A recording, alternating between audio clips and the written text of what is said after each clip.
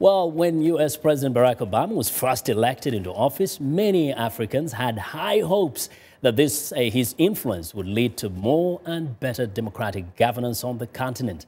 Africa 54's Ndimyake Mwakalyelye joins us now to tell us why that road has been a bit rocky. Dimi. Well, thank you, Vincent. Early in his presidency, Mr. Obama told Africans that the continent does not need strong men. Instead, it needs strong institutions. Now, today, many Africans wonder if the words Mr. Obama uttered 5 years ago are making a difference in Africa, where some leaders have been in power for more than 30 years, and where impunity and lawlessness continue in many countries. VOA's Mariama Diallo reports. I know there are those who argue that ideas like democracy and transparency are somehow Western exports. I disagree. President Barack Obama emphasized the need for democracy in Africa during a speech at the University of Cape Town last year.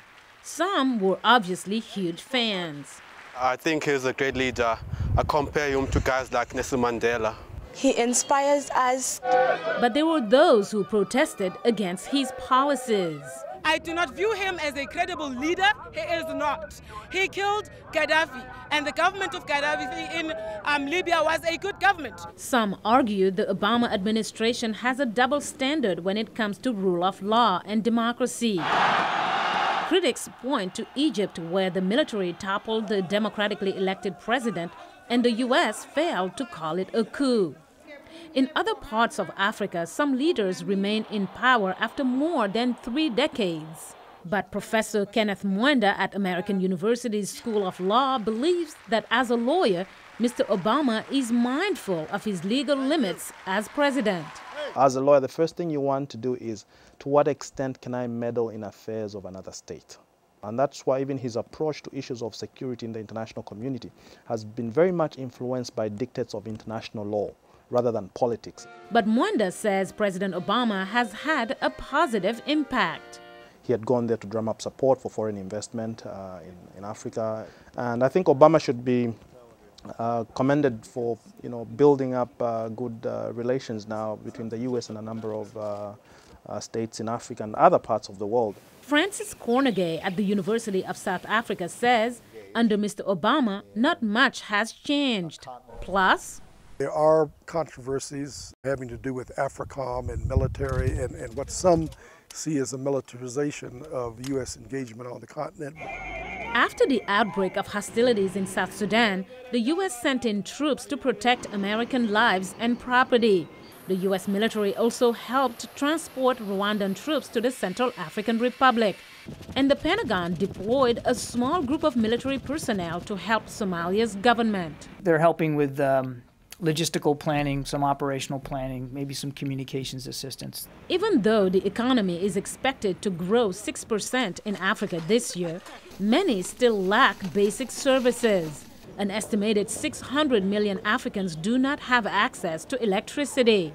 In 2013, President Obama launched the Power Africa initiative, which aims to double access to power in sub-Saharan Africa. He said, it's the connection that's needed to plug Africa into the grid of the global economy. In Washington, Mariama Diallo, VOA News. Now, the White House announced recently that President Obama will host the first U.S. Africa Leaders Summit in August here in Washington. The summit is aimed to strengthen ties with the continent, which the White House has described as one of the world's most dynamic and fastest growing regions. To discuss this further, we are now joined in studio by Emira Woods, co-director of Foreign Policy in Focus at the Institute for Policy Studies. First time here this year. Happy New Year to you. Happy New Year. Thanks for being here today. It's a joy to be here, as always. So this latest invitation by President Obama is being hailed as a very bold step. The first time it's ever been done that the U.S. president will host African leaders. What do you make of that? Well, there was another time under the Clinton administration, but clearly Africa is at the epicenter of the global economy. This is yet another reminder that it is the resources of Africa that are really driving the global economy.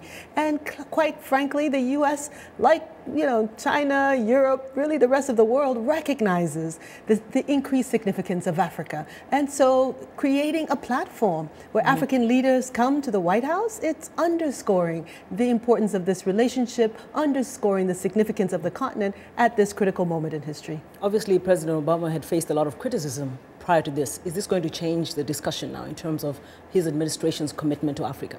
Well, I suspect it will intensify the criticism, right? There will be a sense that, yes, the U.S. is paying attention, but is the U.S. paying attention only to access Africa's resources and not necessarily uplift, the continent, support the partnership in the way that will deal with the gross inequality that's happening even in resource-rich areas? These are some of the questions that, ordinary people in the streets will be asking in August, before and after this conference takes place as well. Now, what do you think is going to be different here about how Africa is going to present itself? I mean, we've been hearing this talk. We just ran how the U.S. is describing this as the most dynamic, fastest growing region in the world, or one of them. So Africa obviously has leverage here. How will it use it? Without a doubt, Africa has now 1 billion people, over 1 billion people, some say, that will be the market in the 21st century for technology. If you see the level of growth in technology on the continent, it surpasses really many other regions throughout the world. So